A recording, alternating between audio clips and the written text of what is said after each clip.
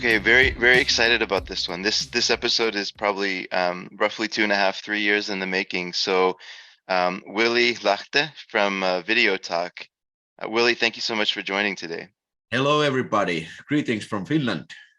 I love it. I was sharing this with you a little bit just when we were, before we started recording, but you were one of the first video sort of podcasts or video YouTube channels that I found on Reddit when I joined a few years back. And I was just so impressed with your energy level. And so I'm excited to talk to you now. Life comes full circle, I think, here a little bit. That's kind of interesting to hear because I'm a very small channel. So you probably, I would like to, think that you would probably see something bigger first than my channel. But okay, I'm not complaining. Well, it's your passion that excited me. So, I've been collecting for about 20 years. Um, and I can always tell when I'm watching somebody else who's a passionate collector. And that's the one thing that I think comes across very clearly on your channel is you love collecting, like you love the hobby, right? Yeah, you could say that. I have my home is full of movies. That's awesome. Do you remember, just by way of people getting to know you a little bit? So you live in Finland, Yes. and you have this massive collection. I think you shared with me. Are you okay if I share the number? Sure. It's like 6,000 odd between the different formats, right? Something like that. Mostly it's VHS, but there's DVDs, there's Blu-rays, and now I'm kind of like focused on the 4K Ultra HD. And then 8K in a few years, maybe. Maybe, maybe. Then we have to buy all over again. Exactly. Yeah, exactly. That's how they get you. Somehow Blue Underground will still make new stuff to put out in every format. Um, so if you go back to, kind of when you first started collecting, how did you get into movies and how did you kind of start this fun hobby? Well, I have always liked movies, and I remember as a kid, I saw Alien way too young. I saw Okay, it, and I saw Raiders of the Lost Ark, and since that I have been in love with movies. awesome. And in the early 90s, yeah, I think the earliest videotapes are from early 90s. If I remember correctly, the ones I bought with my own money was Italian films Bronx Executioner and Warbush Wow. 2. those, those were released here in Finland, like in this cheap, small case, releases. And I was working in this warehouse. It was some sort of a school training program, and I worked there. I got 100 Finnish marks as a salary, which was not a great deal of money, but I Okay. used that to buy these two very stinking movies, but I like them. That's And then, awesome. and then after all, I have been fortunate enough that I have similar thinking friends also, and we have watched films together, and a little bit more getting to this collecting. And then there was some time period, like 10 years, when I put all these VHSs, I put them in neat boxes and take it to the cellar, and then some it was 2010, about something like that. I went to get them back, and I was thinking that, yeah, these are very cool. Yeah. I got back in the serious collection business, and now here we are. That was right around the time when Blu-ray was starting to come out a little bit, right? Right around 2011, 12, somewhere in there. Yeah. Yeah, I think it was Blu-ray was, I think it was introduced in 2008. Um, and Okay, yeah. 2010, you could say that 2010, there was like a lot of Blu-rays coming out already. Okay. Yeah. That's right. Yeah, I remember that switch because I remember I probably had at the time in my head I thought I had a huge collection of DVDs. It was probably like 1,000 or 1,500 or something. But I was like, I'm gonna have to buy all this again because you get the Blu-ray and like it looks amazing compared to the DVD Yeah. Yeah. with the new upgrades and all those things. I was like, so I kind of actually paused collecting around 2010. I stopped. Yeah. And then 2018 or 19, somewhere in there, I had the itch. Yeah. And so I started to go back in, and all of a sudden there was Arrow Video, and there was Yes. Vinegar Syndrome, and Severin, which was just doing porn, now was doing all this interesting stuff. And like, I was like, oh wow, oh, this is like a huge hobby now. And Chris, I think now, if I look back, now is the greatest time to be collector of movies, because you get this amazing stuff you could never believe that would have come out, and you get like 4K releases of Yeah. crazy films. So and there's a lot of competition between labels, which I think benefits for us, the consumers, the collectors. So it's a very interesting times. Yeah, I totally agree. Have you, I assume you have not got your halfway to Black Friday sale order in yet, right? No, but I got the notification yes, on Friday that Oh, it's good. maybe it's coming. I will do live unboxing, but I doubt that it will arrive here back here in the next week. I doubt Well, that. yeah. Well, you have to make sure we link when you're going to do it so people can watch, because your unboxing videos are really fun. You make a whole event out of it. Thank you. Um, yeah, that's one of my favorite things that I remember when I was watching your channel the most. I used to chime in for an hour. You would sometimes it'd be like 3 hours, right? Of a Yeah, I have done long long things. Um, uh, I don't think have there been that long video talk, maybe, but mostly on my Finnish channel I do this like very marathon live chats. Yesterday I did, it was almost 4 hours, That's awesome. but I was drinking vodka also. So it gets really interesting after about 2 hours. Yeah, yeah, yeah, yeah. Do you is there a big collecting scene in Finland? Yeah, yes. Well, big and big. I don't know how would you compare it to, but there is a active community of movie collectors, and there's active, like these really old VHS guys. They are Yeah. very active, and you can get crazy prices. If you have a rare tape or even a DVD. Um, you can get a very good price here. Ah, so it's really like a small but passionate kind of group of collectors. Yeah, I think so. That's great.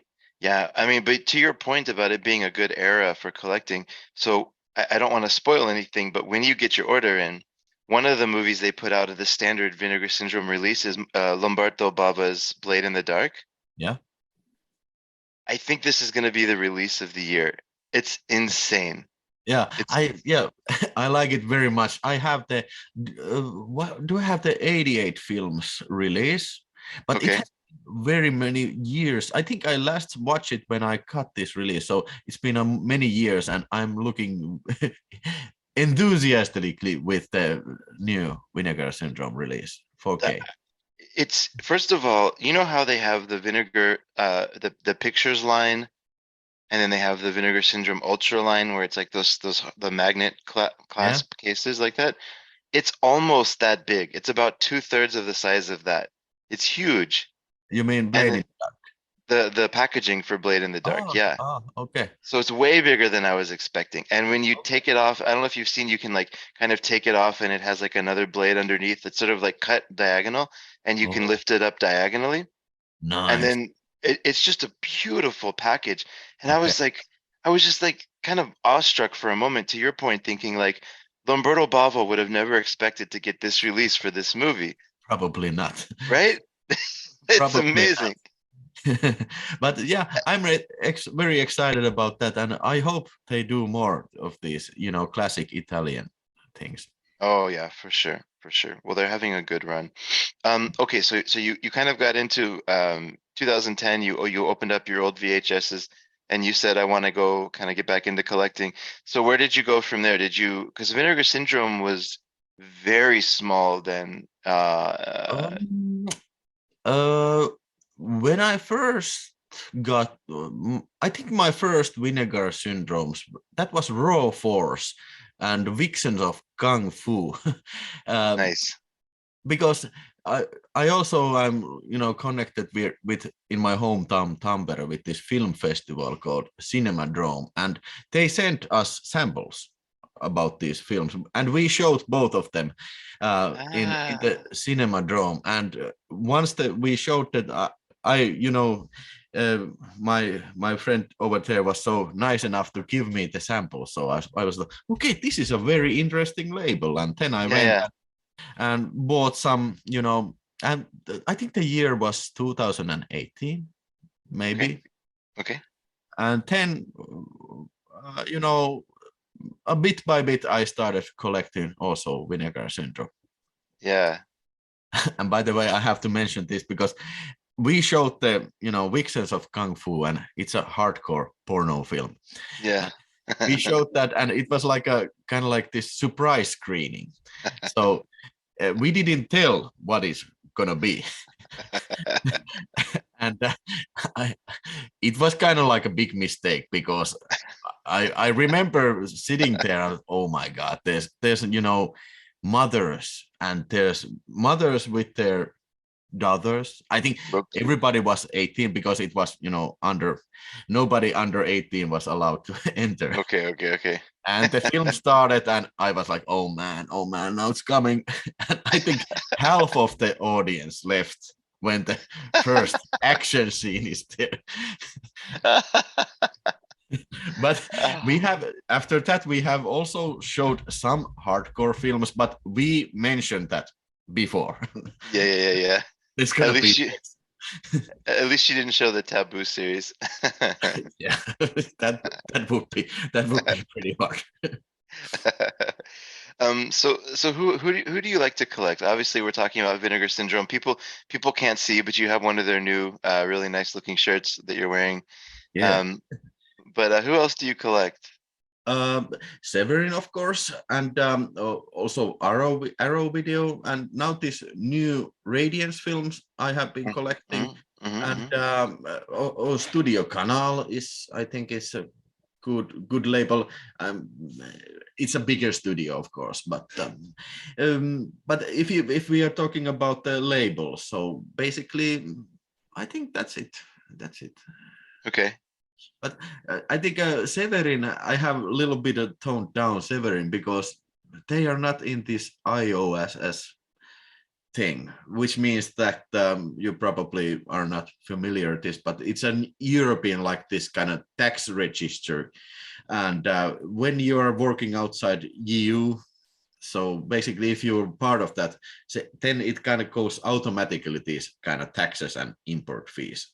Okay. But Severin is not part of them, and it can be very expensive to import from a company without that iOS as whatever it's called. So So basically, you're saying that because they're not a part of this trade agreement or whatever, then you're paying sort of like extra import fees on top of everything else? yeah, you're paying two times taxes. You're paying taxes for the in the United States because that is included in the price, and then on the top of that you will pay like 24% of the like Ooh, value. How do you say, what is value yeah. value added tax? Uh-huh. Is Oh, the V. Okay, I got you. Uh-huh. Yeah, yeah, yeah. VAT? Yeah, It's the VAT. Yeah, yeah. So yeah, if it's $100 order, then you're paying like 25 bucks yeah. in Just oof. just you pay just extra tax, and then you pay the postage fee, and then you Yeah, yeah. have to pay like smaller fees like this kind of like declaration fee, and it can be very expensive. And also that's why I don't order too much anymore from Diabolic DVD, but because 2 years ago they they were not that not that precise about these rules. So basically you could order anything and just not notify about anything. So say that, Oh, okay. okay, it cost me $1. So they are Yeah, yeah, okay, yeah. sure, take it away. You didn't have to pay anything, but now they are checking every package which Mm, comes outside EU. So it's kind of sucks. It yeah. sucks. Well, that's interesting though. So, but is it easier to order from the UK, or is it the same problem from the UK? It's the same problem from the UA because they left the EU. You know, Right, right, right. it was the Brexit thing. But if you order from Amazon Germany, it's no problem. And if you order for Amazon whatever place, it's so big company, so they have the iOS, and it's not a problem. And I think most of the UK labels are, part of this Oh, iOS. okay, okay, For example, if I order from Arrow Video, it's no problem. They have this. okay. They have it. Yeah, And that's what I was thinking about Arrow, and then also Terracotta is a really good distributor yeah, for yeah. for Asian stuff. But um, okay, so you have you're mostly collecting Vinegar Syndrome and some Severin, and then some Radiance. I also have I've been a big fan of Radiance. I'm a subscriber to them, and so far they've been. There's only one movie that I thought was kind of like mixed, but pretty much everything they put out has been awesome. What was the mixed film? It was the first Yakuza movie they put out, where it was very much like a soap opera.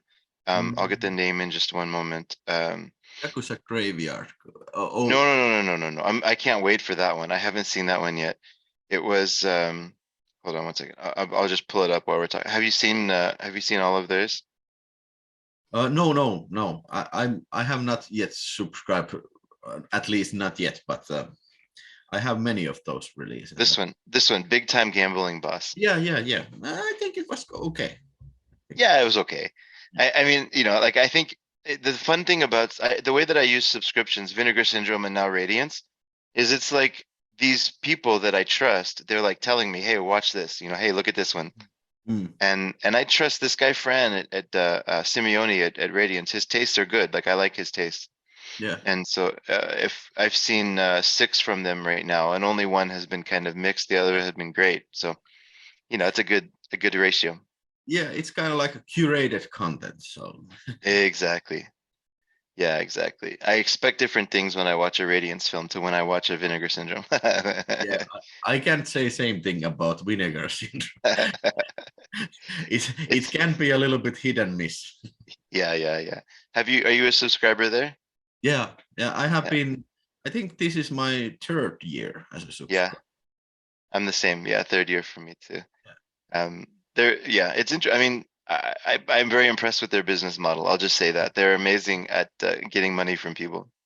Yeah, I don't think nobody does it as good as they. Yeah, I don't know. It's some sort of magic that they use. it's Mind crazy, right? control. And now they have like 70,000 partner labels, and it's amazing. Yeah, I'm very impressed with what they're doing. Mm. Um, so okay, so you have these collections, and then you find out the collectors in your area. They find you because you also have a Finnish channel you mentioned earlier. Yes. So on YouTube, your English channel is VideoTalk, Yes. and then your Finnish channel is Video Space. Is that right? Yes. Okay, cool. And then you also have a website called videospace.fi, Yes. and this is going to be for basically to catalog collections. Is that right? Yes. It's for collectors. Like you know, I was searching. There was time I was searching like this tool to catalog films. There are a lot of good ones, but I don't think none of them were those that you can log everything. So most of the cataloging software seem to be focusing on the DVD or Blu-ray, and also a lot of focus for them are with the North American releases. Okay. So basically, you cannot find. It's very rare that you find any, like European or especially Nordic releases from Okay. those like big cataloging software. So Yeah, yeah. I did myself. I did my own. But right now I'm working on the version 2.0, and I think it is about to. I can launch it. It is already in beta stage, but I will launch it later this year. Okay. Well, I'll be excited when you do. Is it going to have North American releases as Of well, or is it course, going to? Okay, okay. everything. But Yeah. if you want to catalog something, you need to add it unless it's already there. Yeah, yeah, yeah. Okay, cool. Okay. Well, that'll be exciting to see because yeah, right now I just have a spreadsheet. and everybody tells me use the Blu-ray.com one or use there's a few different ones that they say, but I don't know, like I haven't quite found one that I love. So anyways, I'll be excited to see version 2.0 when you release it. And yeah, always with this like cataloging software, there's always problem if you have a huge collection. So where to start, you know? Yeah. Even if it would be the easiest thing in the world to add one film, when you have thousands, so it's a lot of work to add everything in it. That's honestly been one of the reasons why I haven't before. Yeah, Yeah. I can understand that. But I'll look forward to checking it out. So, um, I'm always curious, where do you actually record from? Because it looks like you have I don't know if it's like a basement, but it looks like you have like a whole separate kind of area just for your films.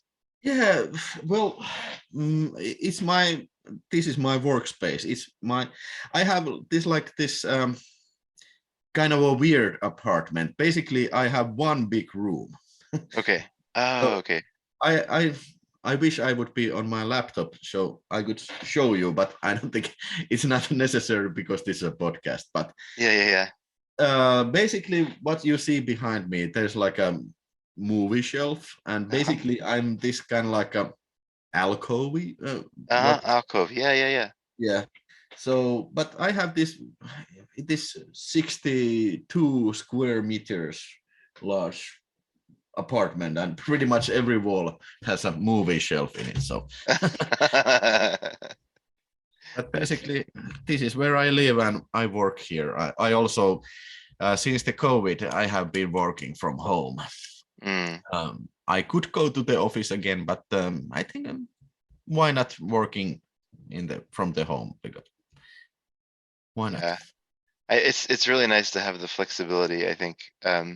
If you want to take a break and just do something like Yeah, like when I get a shipment and now I just take a break from work and open it and look at it and put it in my system and then of course. it's like a nice ritual. Yeah. Um, so where do you mostly hang out online? You're on YouTube, obviously. Where is there other places you hang out? YouTube pretty much is the. I Okay. also have the for video talk and video space. I have the Facebook page, and also I have Instagram. But I gotta like I don't nowadays even I don't use that too often. Okay. Okay. That's great. Well, I know there's a huge YouTube community. So it's great. And it's so under Video Talk. I mean, this is great. Are there is there anything you would want people to know about you? What tell me a little bit about Video Talk because I have my own impression of it. Um, and I'll just say that I love your passion on the channel. But tell me a little bit about what you're trying to build there and what you're building there. Well, my YouTube career started when I didn't think too much of it. You know, I did one unboxing video for my Finnish channel. Hmm. It was some box of VHSs I got from somewhere, Okay. and I unboxed it and I talked about a little bit of the films. I think there was Maniac Cops 1, 2, and 3 in that box, in the first box, and Nice. some other things too. And I recorded it, and like a for a joke, I put it, in the YouTube. And when I got back the next day, I was like, oh my god, it's got like 100 views. But what the hell? Who is watching? Who wants to? Who would? Who is watching this? Who wants to see this? Like Uh-huh. Uh-huh. older Finnish guy talking about films, and then that kind of like get me going. And when the next package came on, I did another video, and then I started to think about maybe I want to do also it in English language, so probably more people can understand me. I don't Uh-huh. know Uh-huh. if my English is not my first language, as you can probably tell, but hopefully everybody understands at least what I'm talking about. And then here we are, is it 3 years later when Video Talk was created? But basically it's like a outlet for video space. I have done some overlapping things, but most of the time I focus in the Video Talk, I focus on the uh, labels from outside Finland. Okay.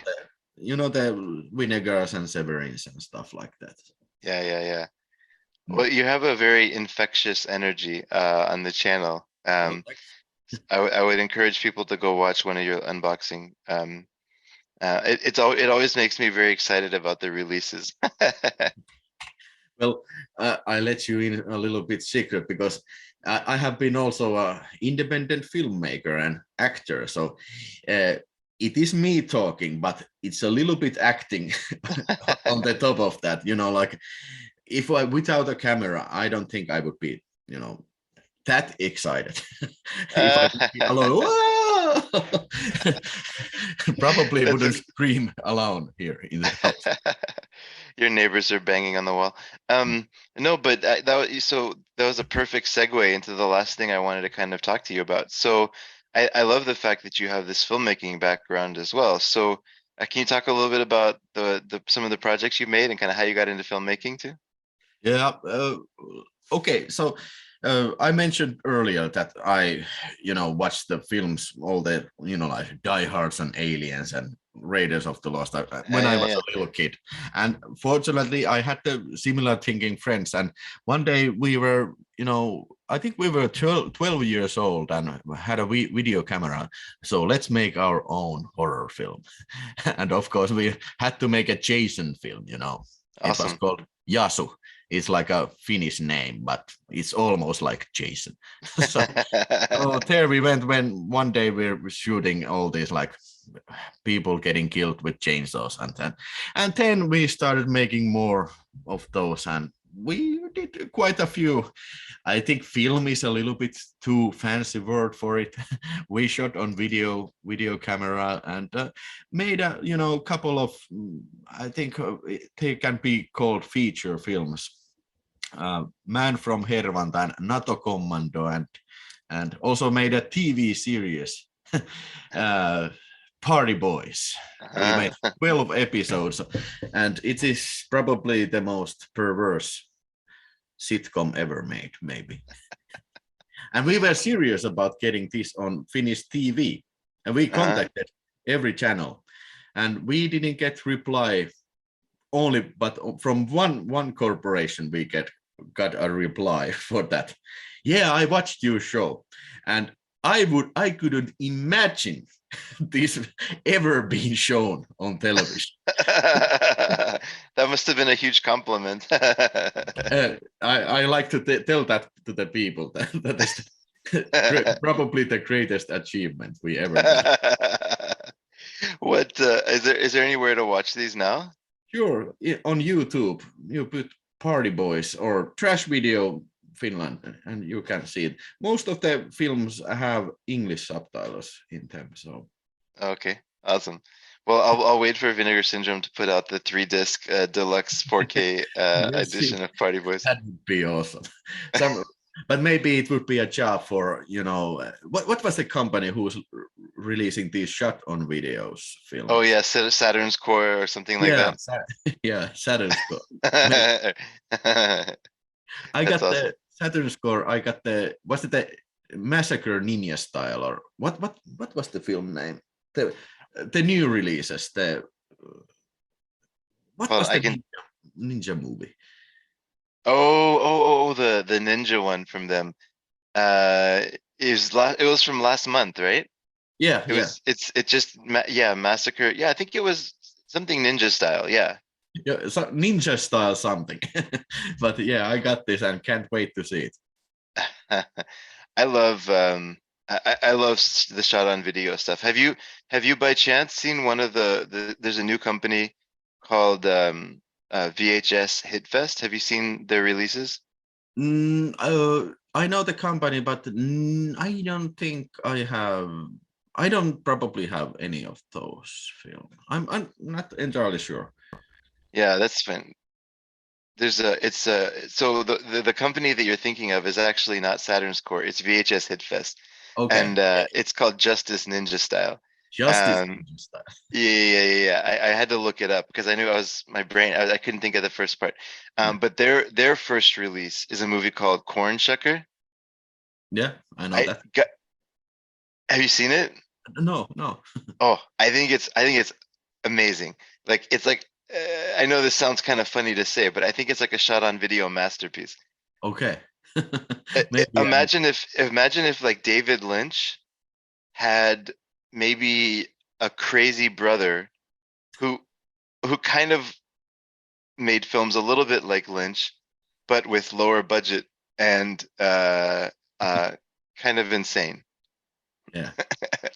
I think I need to see that now. Yeah, But it's so uh, good. many times those shot on videos are because I think that one of the downsides also of this day and age we are living in, you get so much of the product. So Yeah. I think I'm a pretty huge, consumer.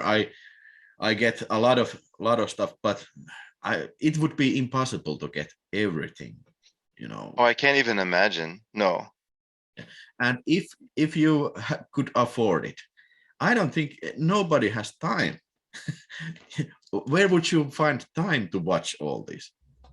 I've said this before, so I'm curious, maybe this is a good place to kind of to end on, because people have a lot of very different opinions about collecting, right?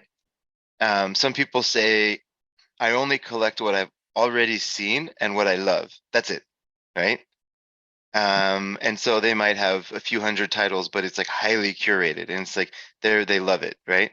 And some people say maybe I'll only buy what I can see. So they'll buy like two or three at a time, watch those, and then buy a few more, watch those, but everything on the shelves they've seen, right? Yeah, Um, but when you start getting into 6,000 copies, or for me, I'm just a little bit over 5,000.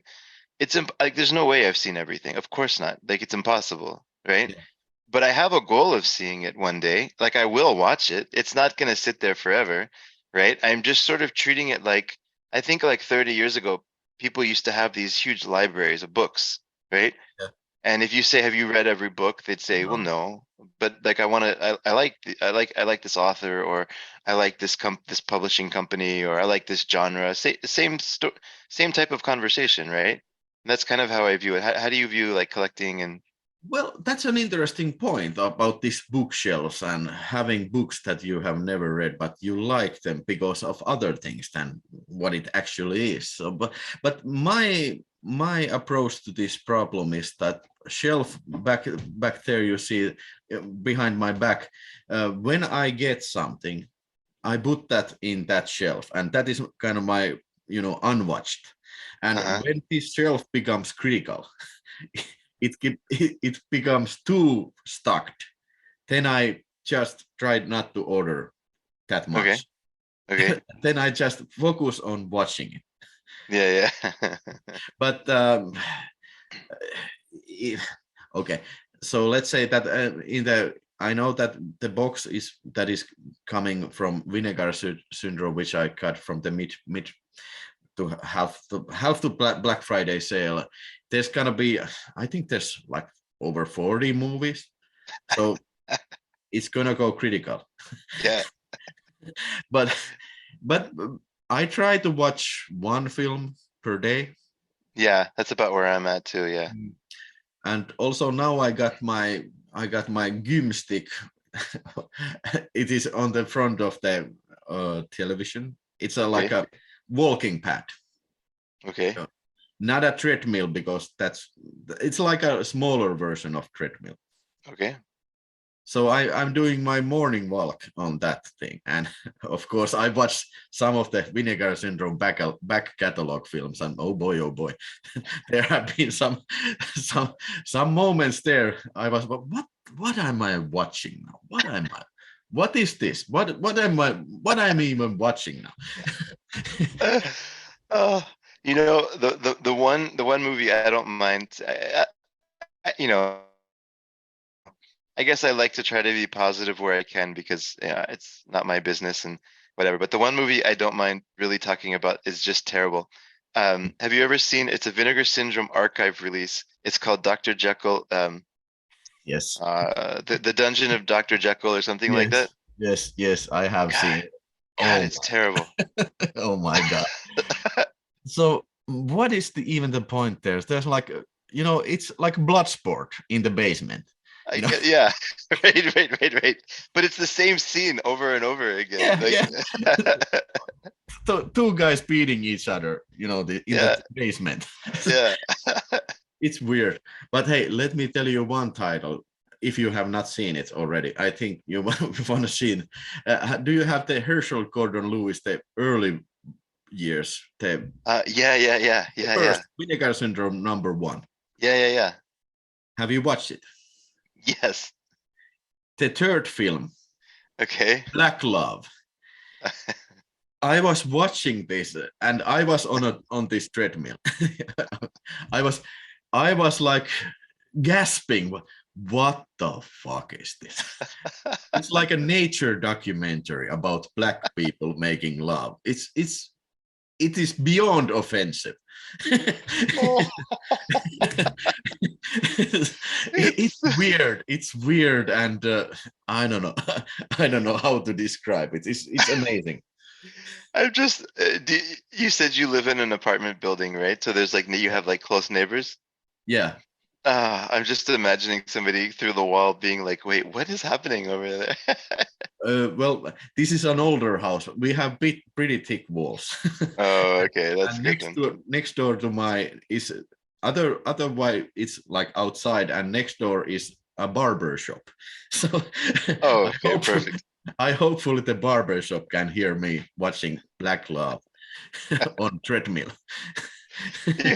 You should put speakers in their business. That's funny. Awesome. Well, what a great intro to you. I just want to say again, for anybody listening, please, I think it's, check out VideoTalk on YouTube. Um, it's all one word, right? VideoTalk, yes. Yeah, check it out. Willie, you have a very infectious personality, and Thanks. it's clear that you really love the movies and the hobby. So it's been a real joy to get to know you better. Hey, Chris, I want to thank you for inviting me to your show. This has been very, very fun to talk to somebody, in the States, and be here as a guest as at this podcast. And hopefully this has been entertaining, as fun for every listener than it has been for me. So thanks Yeah, very much, awesome. everybody who's listening, and thanks for you, Chris. Of course. All right. See you online. Hey, bye bye, thanks.